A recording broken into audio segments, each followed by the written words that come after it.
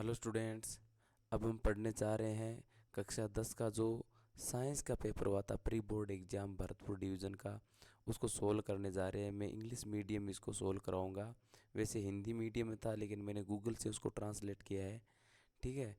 और English medium इस paper को सोल्व करेंगे पूरा शुरू से अंत तक, ठीक है।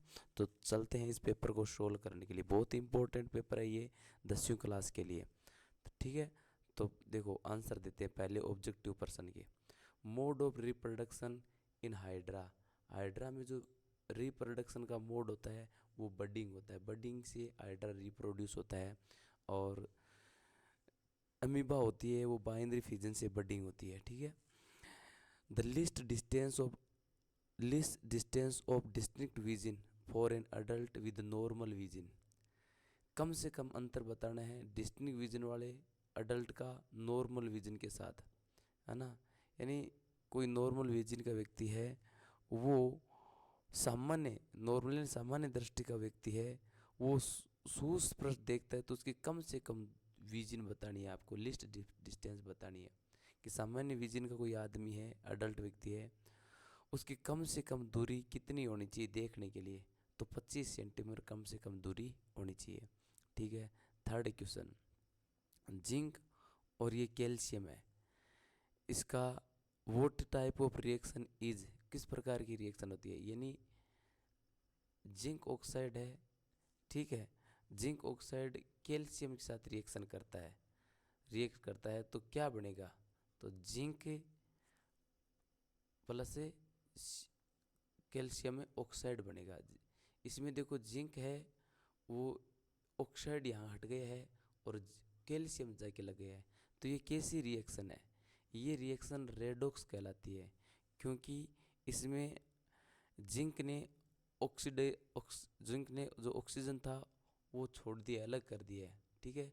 और कैल्शियम ने ऑक्सीजन को रिसीव किया है, तो इसमें रिडक्शन और ऑक्सीडेशन दोनों हो रहा है, इसलिए ये रेडॉक्स रिएक्शन है। इन मेडल्स हाइब्रिड क्रॉस, मेडल का जो हाइब्रिड क्रॉस है उसमें phenotypic ratio of the second generation is obtained.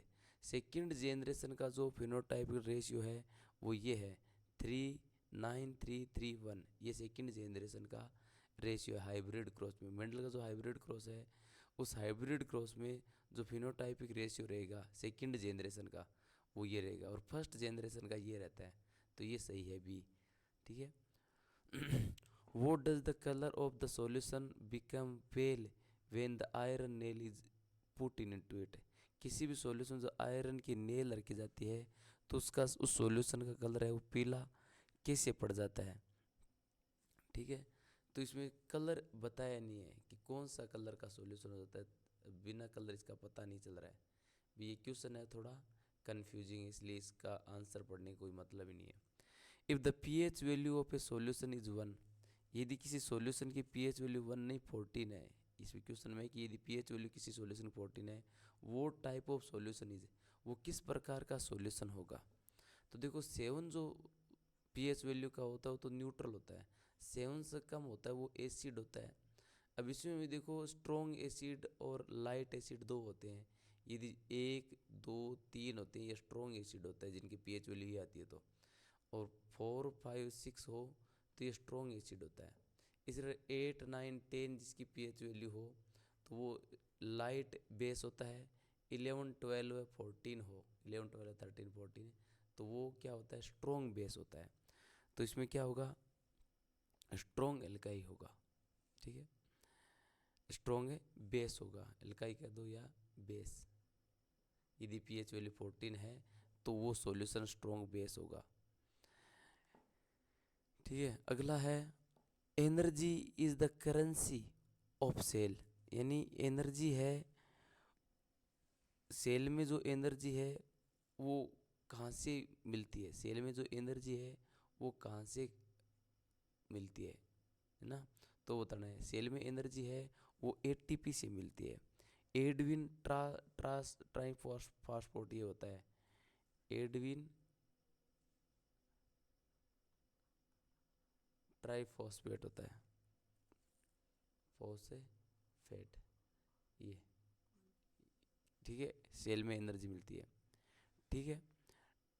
If 200 heat is generated per second from a ohm resistor, यदि किसी ओम रेजिस्टेंस से 200 की हीट है वो जनरेट होती है, तो करंट जो इससे फ्लो हो रहा है, करंट जो इससे फ्लो हो रहा है वो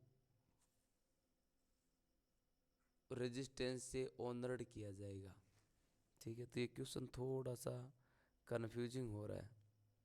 ठीक है, 8 ओम की प्रतिरोध से प्रति सेकंड धारा प्रवाहित की जाती है, तो उसमें रेजिस्टेंस वाली धारा का मान होगा 5A होगा वैसे, है ना, लेकिन ये कन्फ्यूज सही तरह से ट्रांसलेट नहीं हुआ है। Is the unit of electric resistivity, electric जो रेजिस्टिविटी है उसकी यूनिट होती है ओम इंटू मीटर। ये इलेक्ट्रिक रेजिस्टिविटी की होती है, ओम इंटू मीटर होता है। Is the focal length of convex mirror, convex जो फोकल लेंथ होती है वो नेगेटिव होती है। कॉन्वेक्स जो लेंस मिरर है उसकी फोकल लेंथ हमेशा नेगेटिव होती है।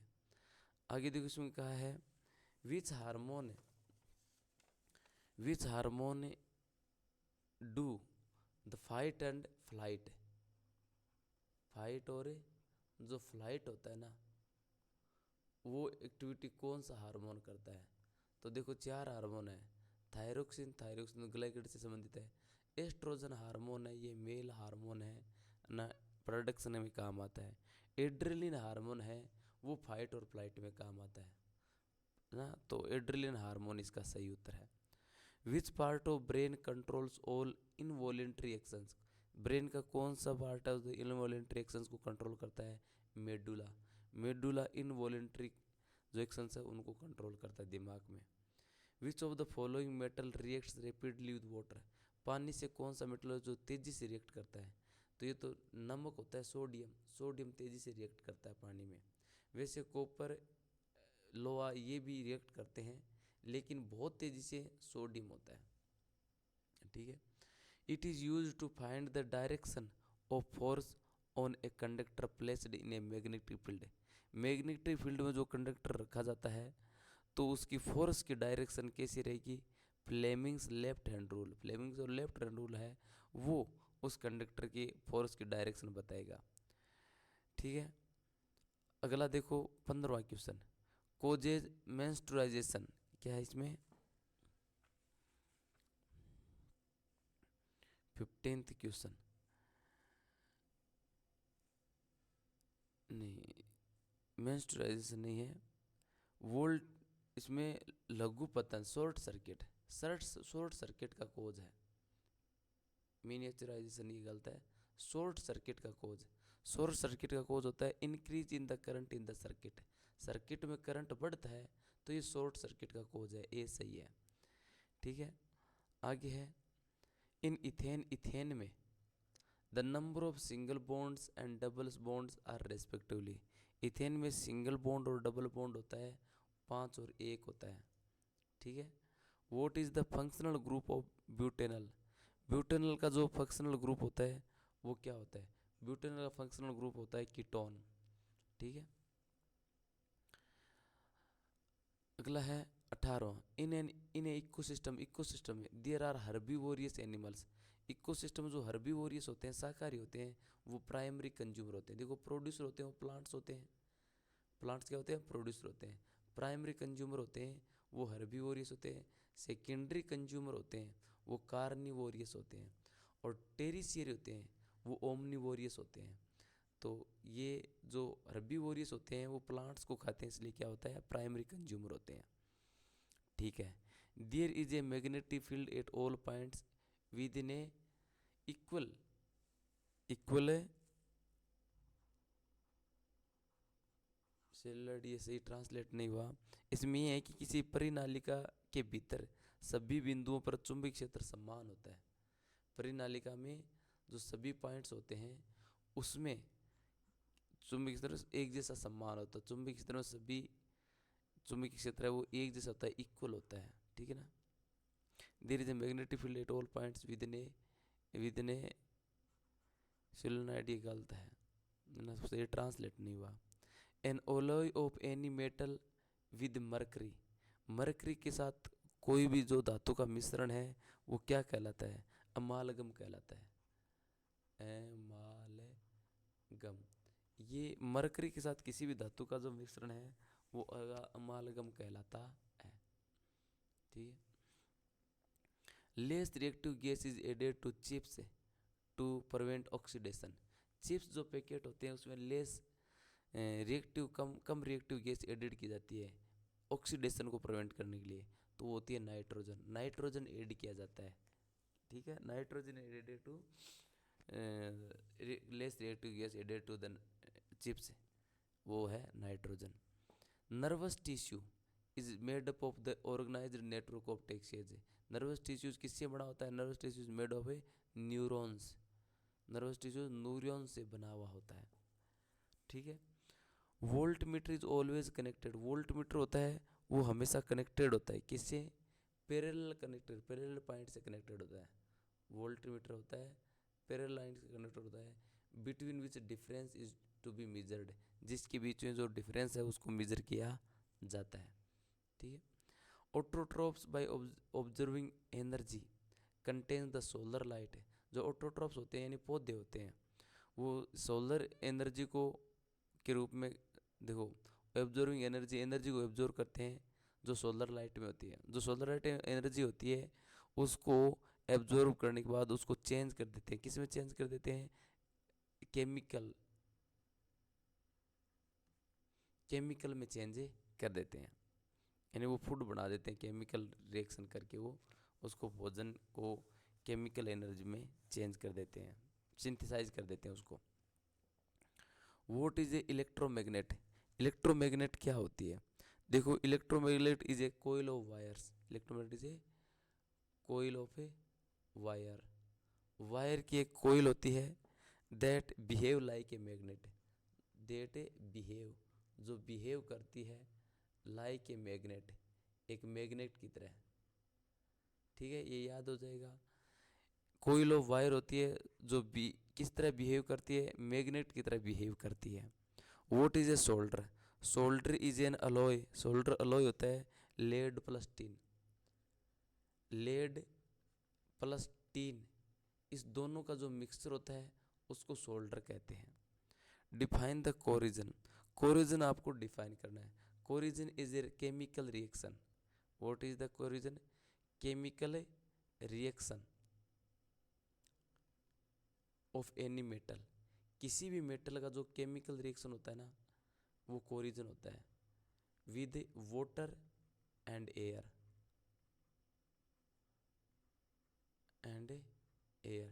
पानी और हवा के साथ। जैसे जो फेरस होता है लोहा, उसका ऑक्सीजन के साथ रिएक्शन होता है और क्या बनाता है? Ferrous oxide. Ferrous oxide oxygen वो होता है जंग, तो ये रिएक्शन करके ये बनाता है। ये समीकरण आप याद कर सकते हो, कोरिजन का उदाहरण है। Aqua regia. What is the aqua regia? Aqua regia is an alloy और mixture of a hydrochloric acid. Hydrochloric acid plus nitrogen acid. Hydrochloric acid और नाइट्रोजन एसिड का जो मिक्सचर होता है उसको एक्वारेजिया कहा जाता है। What is antacid used in case of acidity? Acidity जब होती है, अम्लता जब बढ़ जाती है, तो एंटासिड कौन सी होती है? उस अम्लता को हटाने के लिए एंटासिड क्या होती है? तो एंटासिड बेस होता है। क्षारीयता पी जाती है या क्षारीयता जिसमें हो वो लगाया जाता है ना। तो एंटासिड का जो एसिडिटी का जो एंटासिड होता है वो बेस होता है। ठीक है, इसकी अलग अलग दवाइयाँ भी होगी। Explain the break down of glucose in molecule cells. Molecule cells होती है, उस सेल्स में जो ग्लूकोज का ब्रेक डाउन है वो बताना है। तो ग्लूकोज है वो ब्रेक डाउन हो जाता है, ग्लूकोज इज ब्रेक डाउन या ब्रोकन डाउन। सेल में ग्लूकोज को ब्रेक डाउन किया जाता है इनटू पायरुवेट मॉलिक्यूल्स।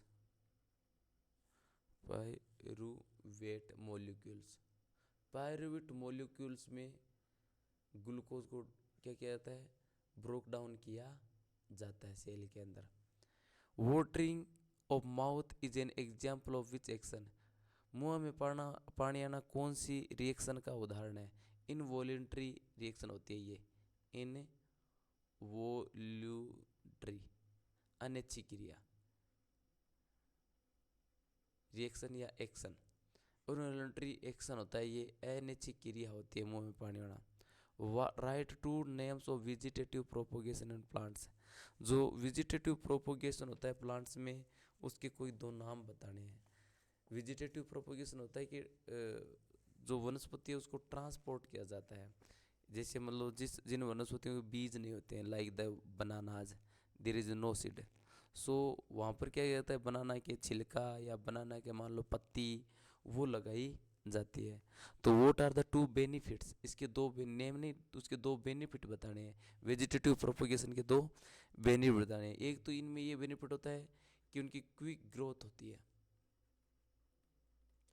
प्लांट्स वो तेजी से ग्रो कर जाते हैं, ठीक। और सेकंड इसका फ़ायदा क्या होता है, ये ज़्यादा इकोनॉमिकल होते हैं, सस्ते होते हैं, मिकल, है ना। तो these are the two benefits of the vegetative propagation. Vegetative propagations are done with those plants they don't have seeds, जिनके बीज नहीं होते उनके वेजिटेटिव प्रोपगेशन किया जाता है। उनकी सीधी पत्तियाँ या उनकी सीधी मान लो टहनियाँ लगाई जाती है, तो उससे फ़ायदा ये होता है कि सीधे जल्दी ग्रो करते हैं और वो सस्ते रहते हैं। Define the main focus of a lens. Lens का मेन फोकस डिफाइन करना है। तो मेन फोकस कैसे डिफाइन करना है, देखो मेन फोकस है वो is the light rays is parallel to axis. Light rays होती है वो पैरेलल रहती है,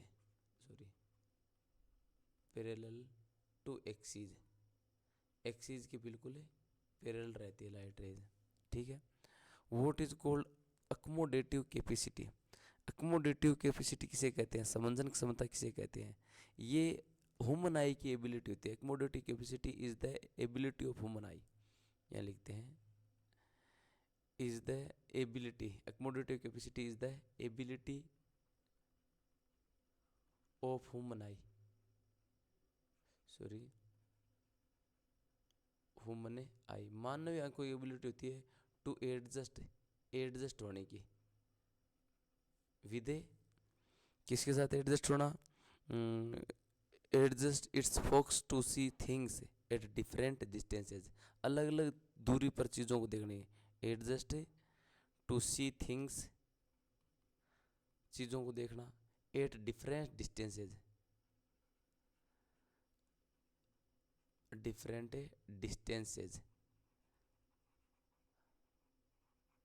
अलग अलग दूरी पर चीज़ों को देखने की जो एबिलिटी होती है उसको अकोमोडेटिव कैपेसिटी कहते हैं।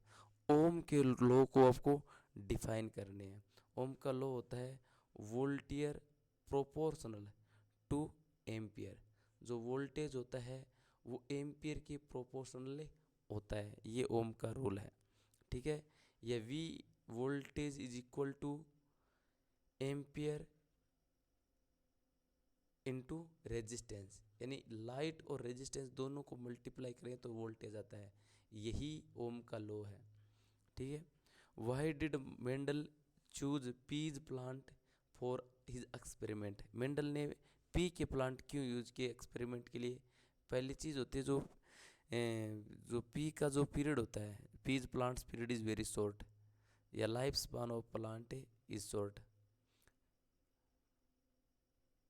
And is short. पी की जो लाइफ स्पान है वो छोटी होती है, इसलिए ज़्यादा टाइम नहीं लगता है, ठीक है। और दूसरा पी है वो इजी टू ग्रो, जो मटर होते हैं वो ग्रो करने में इजी रहते हैं। तो ये दो मूल इसके फायदे थे मेंडल के, कि मटर का जो जीवन काल था वो छोटा था और इजी वो ग्रो कर सकता था, इसलिए मेंडल ने मटर के पौधों को एक्सपेरिमेंट के लिए चुना था। Choose any two reasons for using contraceptive devices. जो कॉन्ट्रासेप्टिव डिवाइसेज है, गर्भ निरोधक युक्तियाँ, उनके कोई चार डिवाइस बताओ कि कैसे गर्भ निरोधक अपने यूज करते हैं contraceptive. One is the condom is first, second is the copper T, कुछ लोग कॉपर टी यूज करते हैं, है ना, वो गर्भ के अंदर प्रतिस्थापित की जाती है कि गर्भ धारण नहीं होता है। थर्ड क्या होता है, कुछ पिल्स होती है, गोलियाँ, वो गर्भ निरोधक होती है। तो ये कॉन्ट्रासेप्टिव के मेन डिवाइस है जिनको हम यूज करते हैं। Explain the sex determination in humans, मनुष्य में जो सेक्स डिटर्मिनेशन है उसको एक्सप्लेन करो। तो सेक्स डिटरमाइन कैसे किया जाता है, देखो there are 23 pairs of genes, genes के 22 मम्मी और पापा दोनों में 22 पेयर्स होते हैं और 46 क्रोमोसोम्स होते हैं, ठीक है। अब उनमें जो 23 होते हैं उनमें एक पेयर होता है, वो क्या होता है, सिर्फ सेक्स को डिटरमाइन करता है, ठीक है। मेल में एक्स और वाई होता है और फीमेल में क्या होता है, एक्स एक्स होता है। तो मेल जो पेरेंट है उसमें एक्स एक्स वाई क्रोमोसोम होते हैं और फीमेल में एक्स एक्स होते हैं। और जब उनको फर्टिलाइज जब होते हैं वो, तो यदि वो एक्स एक्स होते हैं तो इसका मतलब क्या होता है, एक्स एक्स यदि फर्टिलाइज हो गए क्रोमोसोम्स या जीन्स तो गर्ल होगी, ठीक है। और यदि फर्टिलाइजेशन ऑफ वाई के साथ होता है तो क्या होता है, एक्स वाई, एक्स वाई होती है वो क्या हो जाएगा, बॉय हो जाएगा। तो इस प्रकार अपने इसको थोड़ा एक्सप्लेन कर सकते हैं। What is an indicator, how many types are there of indicator, indicators क्या होते हैं और इंडिकेटर्स के कितने प्रकार होते हैं। तो देखो इंडिकेटर होते हैं वो केमिकल कंपाउंड होते हैं जो चेंज करते हैं अपने कलर को वो चेंज करते हैं, है ना, in presence of acid and base, acid और बेस की उपस्थिति अपने कलर को चेंज करते हैं, वो इंडिकेटर से होते हैं। Right the balanced equation for the following reactions, in reactions की बैलेंस्ड इक्वेशन लिखनी है। देखो ये पर क्या है, Mn, ठीक है, O2 प्लस हाइड्रोक्लोरिक एसिड है ये, ठीक है, MnO2, मैग्नीशियम ये ऑक्स क्लोराइड है Cl2 और H2O Cl2, ठीक है। अब यहाँ देखो Mn यहाँ पर है, MnB यहाँ पर है। बैलेंस्ड कब की जाती है, जब इसकी क्या हो, जब एटम्स की संख्या बराबर हो तो वो बैलेंस्ड होती है दोनों साइड, RHS LHS दोनों साइड में, ठीक है। तो Mn बराबर है, यहाँ O2 है और यहाँ भी ये क्या है, Cl2 है, ये Cl2, यहाँ एक क्यों है, तो इसको दो करने के लिए इससे पहले क्या लगा देंगे, 2H2O, ठीक है, इससे पहले इसको दो करने लगा दिया। यहाँ देखो Cl एक है और यहाँ कितने हैं, दो है, तो इसको दो करने के लिए क्या लगा देंगे, इससे पहले दो लगा दिया। अब Cl यहाँ दो और यहाँ भी दो, इसका मतलब इससे पहले चार लगाएंगे, सॉरी, ठीक है। तो ये हो जाएगा देखो MnO2, ठीक है, MnO2 प्लस 4HCl, किस में चेंज हो गई, MnO2 MnCl2 sorry MnCl2 plus 2H2O, ये हो जाएगी, ठीक है।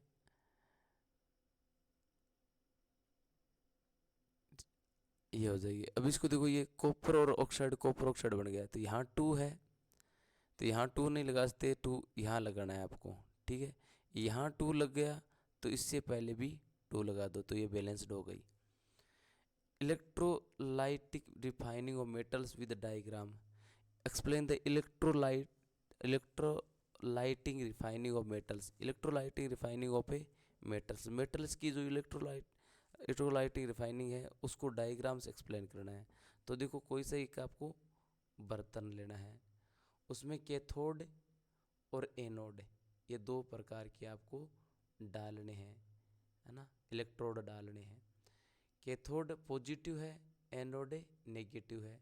तो कैथोड के रूप में जो विशुद्ध होती है वो डालनी है, ये शुद्ध डालनी है।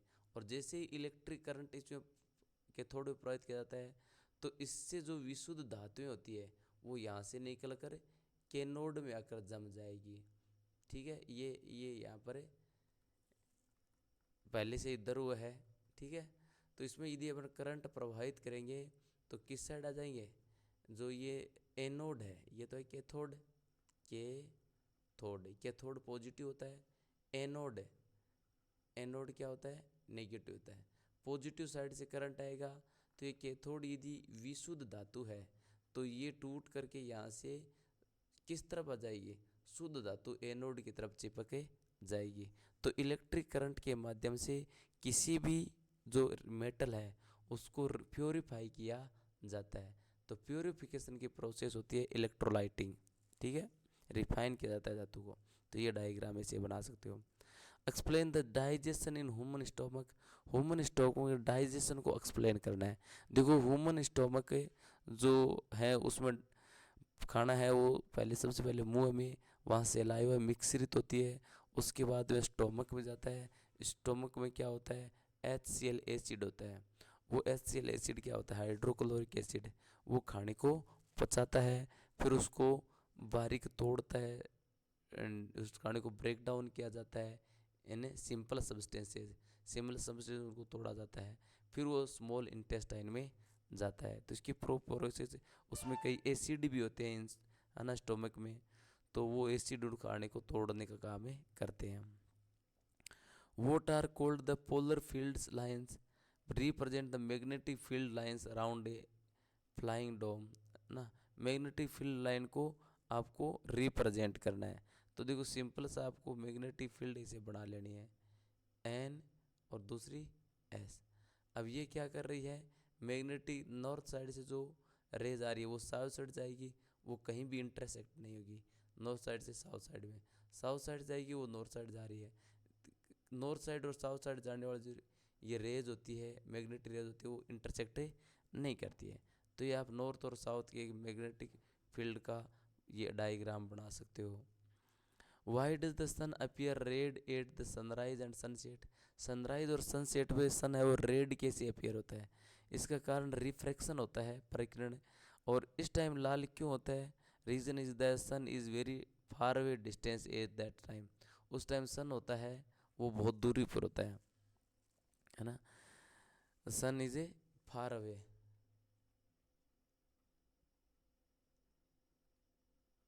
From the earth atmosphere, earth की एटमोसफियर दूर होता है, and the rays reaching takes more time, और किरणें हम तक पहुंचती है तो ज़्यादा टाइम लगाती है। तो वो ब्लू जो लाइट्स होते हैं उसके माध्यम से हमें रेड लाइट दिखने लग जाती है, ठीक है। Focal length of A concave lens is 30 centimetre, place the object at the distance of 10 centimetre from the lens so that the lens formed an image of distance 200 है। ये अपनी बुक से आप सोल्व करोगे, बहुत इजी क्वेश्चन है, easily कर सकते हो, ठीक है। What is called the pollination, pollination क्या कहलाता है, pollination is the transferring of the pollens from the plants from the flowers, pollination is the इंगोपे पोलेंस, पोलेंस होते हैं उनका ट्रांसफर होना फ्रॉम द फ्लावर, फ्लावर से, फूल से। और इसका मीडियम क्या होता है ट्रांसफर होने का पोलन से, दे में ट्रांसफर्ड थ्रू वाटर, वाटर के माध्यम से ट्रांसपोर्ट होते हैं, या एयर हवा से, या होता है ट्रांसपोर्ट, या फिर एनिमल्स जानवरों से पोलेंस ट्रांसफर होते हैं। तो पोलेंस ट्रांसफर होने की जो प्रोसेस होती है उसको पोलिनेशन कहते हैं। लेबल डायग्राम और longitudinal section of flower, flower का जो नेगेटिव लॉन्गिट्यूडनल सेक्शन होता है ना, उसका फ्लावर्स का डायग्राम बनाना है आपको, उसमें लिखना है पिस्टल सर और है ना जो भी है ना। तो फ्लावर का लॉन्गिट्यूडनल आपको डायग्राम बनाना है। Name the hormone secreted by the testes, testes के द्वारा जो हार्मोन सेक्रेट होता है उसको क्या कहते हैं, टेस्टोरोन, टेस्टोरोन, टेस्टीज द्वारा टेस्टोरोन हार्मोन होता है। What happen when the egg is not fertilized, जब कोई एग फर्टिलाइज नहीं होता तो क्या होता है, इसको सिंपली एक्सपेल्ड कर दिया जाता है। एग इज नॉट फर्टिलाइज्ड तो it is expelled, it is expelled, उसको एक्सपेल्ड कर दिया जाता है फ्रॉम द बॉडी, बॉडी से मेंस्ट्रुएशन के रूप में वो बाहर आ जाता है। Joules law of heating, heating का जो जूल का लॉ है उसको आप एक्सप्लेन करो, इसका एक फॉर्मूला है उसके आधार पर लर्न कर सकते हो। Q, Q represents the heat, heat produce करता है, कैसे पड़ता है, when electric current resistance with time, with time electric current और रेजिस्टेंस यदि हो तो क्या प्रोड्यूस होगी, हीट प्रोड्यूस होगी। When the electric current is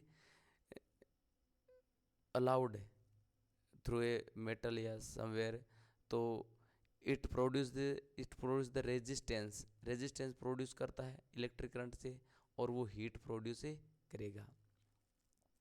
heat उतनी हीट प्रोड्यूस करेगा कि कितने टाइम पर कितना रेजिस्टेंस इलेक्ट्रिक करंट प्रोड्यूस करती है। तो ये जूल का हीटिंग का लॉ है। Energy released at the rate for the maximum heating rate in A bitumen iron and it is released low rate when the rate of heating is minimum. If the voltage of electric source, calculate the value of electric current and resistance in both cases. दोनों ही case में, ये तो बहुत ही बड़ा question है और पूरी तरह से उसको ट्रांसलेट भी नहीं किया गया है, तो आप खुद करोगे इसको, ठीक है ना। ठीक है, find the equivalent resistance in a circuit drawing a diagram of parallel combination of 3 resistors of resistance. Parallel combination के जो डायग्राम है रेजिस्टेंस का वो बनाना है आपको। बहुत ही सिंपल है। पैरेलल कैसे होगा, पैरेलल 3 रेजिस्टेंस आप ऐसे ड्रॉ कर सकते हो, ठीक है।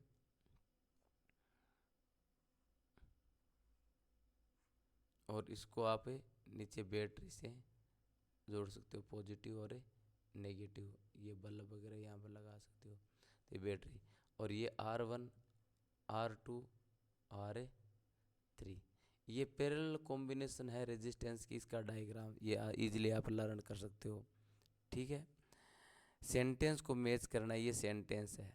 इसका यार सही नहीं आया, चिंटी का डंक है ये, है ना।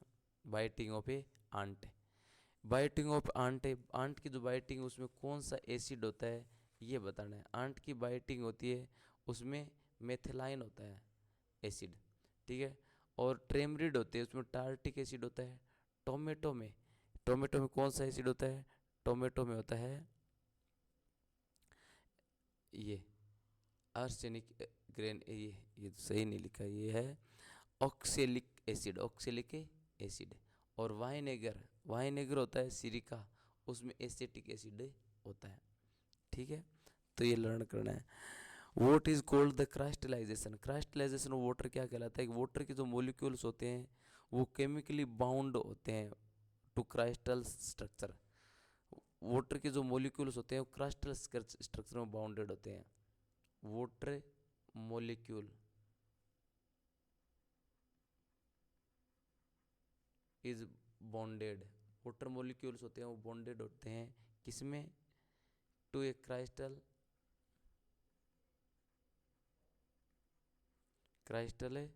स्ट्रक्चर। ये केमिकली बाउंडेड होते हैं, रासायनिक रूप से वाटर के मॉलिक्यूल्स वो बंधे होते हैं क्राइस्टल स्ट्रक्चर में। How do you obtain gypsum from plaster of Paris, plaster of Paris से आप जिप्सम कैसे ऑब्टेन कर सकते हो। तो इसकी आपको एक बैलेंस्ड इक्वेशन बनानी है। तो देखो प्लास्टर ऑफ पेरिस क्या होता है, कैल्शियम सल्फेट CaSO4, और उसमें यदि वाटर मिलाया जाए 2H2O, तो क्या हो जाता है, ये होता है CaSO4 नहीं होता है, CaSO4 ऐसा कुछ होता है, यानी इससे पानी मिलाया जाता है आप वाटर, तो इससे जिप्सम बनता है। तो इसकी इक्वेशन यही होती है लगभग, ठीक है। What is the food chain, food chain क्या होती है। Food chain is the in nature every animal every organism depends on the other organism for its survival. Her organism होता है प्रकृति में, वो अपनी सर्वाइवल के लिए दूसरे ऑर्गेनिज्म दूसरे जीव पर डिपेंड होता है, उसको फूड चेन कहते हैं। Food chain means every organism depends on the other organism for its survival, अपने सर्वाइवल के लिए दूसरे पर डिपेंड होता है, ये फूड चेन होता है, ठीक है। Food chain create a food chain for the ecosystem of a forest, forest का जो इकोसिस्टम उसकी फूड चेन क्रिएट करो आप कोई सी। जैसे मतलब सबसे छोटा प्राणी प्लांट्स ईटन बाय द गोट, बकरी के द्वारा खाया गया प्लांट। गोट को क्या खा गया, dog, and dog is eaten by lion and someone else, and lion लास्ट में किसी के द्वारा खाया गया, तो ये फूड चेन है। प्लांट, गोट, डॉग, लॉयन, है ना। सिंपल सा उदाहरण ये आ गया आपके। What are the biodegradable substances. Biodegradable substances कौन से होते हैं? Biodegradable substances are those substances which can be converted to simple substances. जो सिंपल सब्सटेंसेज में बदला जा सकता है उनको अपघटित किया जा सकता है ना। They can B changes easily.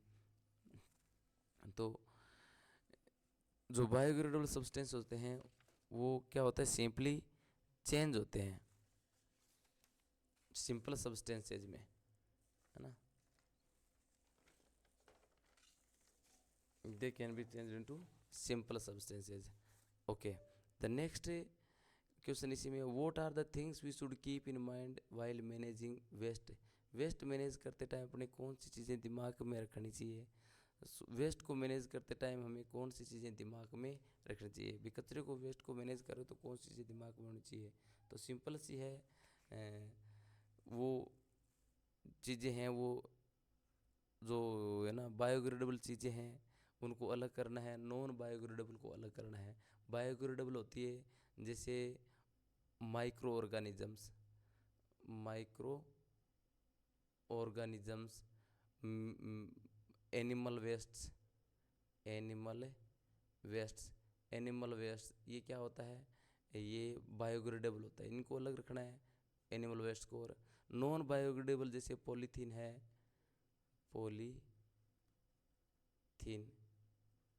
Polythene and there are lot of other things. Polythene के अलावा पॉलीमर्स है, तो इनको अलग रखना है, ये चीज़ें अलग अलग होनी चाहिए, ठीक है। 18 write the IUPAC nomenclature of following chemical compounds. निम्नलिखित जो केमिकल कंपाउंड्स है उनका यूपीएसी नोमेनक्लेचर बताना है।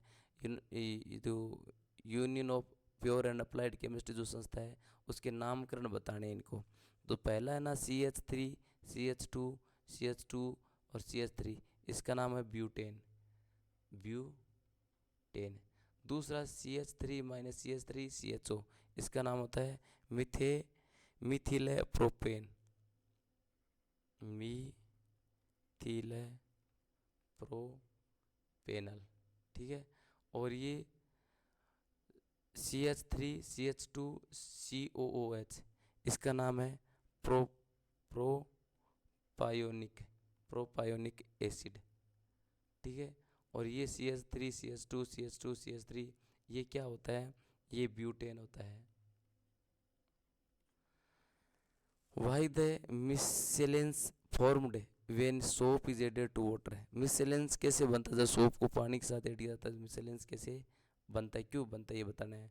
Which micelles also form in other solvents like ethanol, कि कौन से मिसलेंस भी बनते हैं जब सॉल्वेंट को एथेनॉल के साथ मिलाया जाए। तो इजी क्वेश्चन, आप इसको अपने किताब में देख के करोगे। Draw a label diagram of human excretory system. Human excretory system, उसका लेबल डायग्राम बनाना है आपको। जो किडनी है उसका डायग्राम बनाना है पूरी तरह से, ठीक है।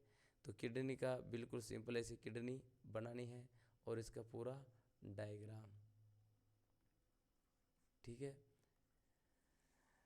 Right the two function of kidney. Kidney के दो फंक्शन लिए हैं, एक तो प्योरीफाई ब्लड है, किडनी क्या करती है? प्योरीफाई ब्लड को प्योरीफाई करती है। सेकेंड, प्रोड्यूस यूरिया, यूरिन जो है वो प्रोड्यूस करती है। आर्टिफिशियल डायलिसिस क्या होता है? Artificial dialysis when the kidney fail to work, जब किडनी फेल होती कार्य करने के लिए तो आर्टिफिशियल जो किडनी है वो लगाई जाती है बाहर, वो होती है आर्टिफिशियल डायलिसिस, ठीक है।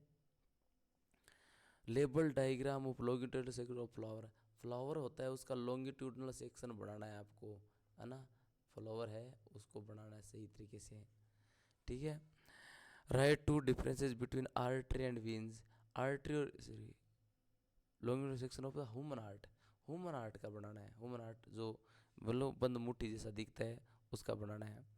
आर्टरी और वीन का डिफरेंस बताना है। तो आर्टरी है वो ब्लड को ट्रांसपोर्ट करती है हार्ट टू पार्ट से, बॉडी पार्ट्स। आर्टरी है वो हार्ट से बॉडी पार्ट की तरफ ब्लड ले जाती है, heart to body part. Artery transport the blood from heart to body part, artery heart से बॉडी पार्ट ब्लड ट्रांसफर करती है। वीन्स क्या करती है, बॉडी पार्ट से हार्ट तक ब्लड लाती है, बॉडी पार्ट टू हार्ट तक ब्लड लाती है, दोनों में डिफरेंस है। Function of haemoglobin in blood, blood में हीमोग्लोबिन का क्या फंक्शन है, ये ऑक्सीजन ले जाती है अंगों तक, oxygen take the oxygen from lungs to other parts of the body, body के अदर पार्ट्स तक हीमोग्लोबिन ये ऑक्सीजन ले जाने का काम करती है। Would do you understand the reflection light, light की रिफ्लेक्शन क्या समझते हो आप, डायग्राम बनाना है आपको, है ना, रिफ्लेक्सिव का।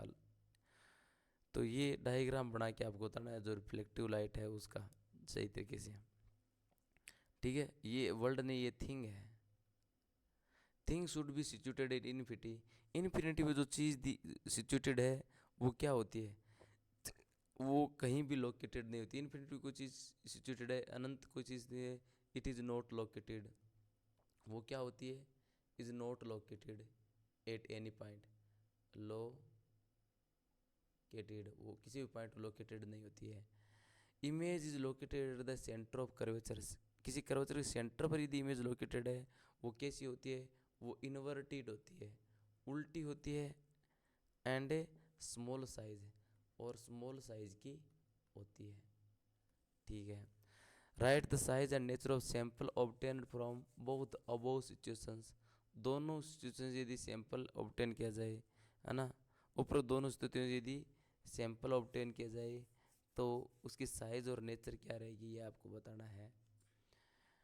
लेंस को डिफाइन करना है, लेंस नहीं, लेंस को डिफाइन करना है, लेंस, है ना, लेंस क्या होता है ये बताओ आप, और आगे दिए गए क्वेश्चंस ये अथवा में दिए हुए हैं तो इनको आप एक बार पढ़ोगे और करोगे।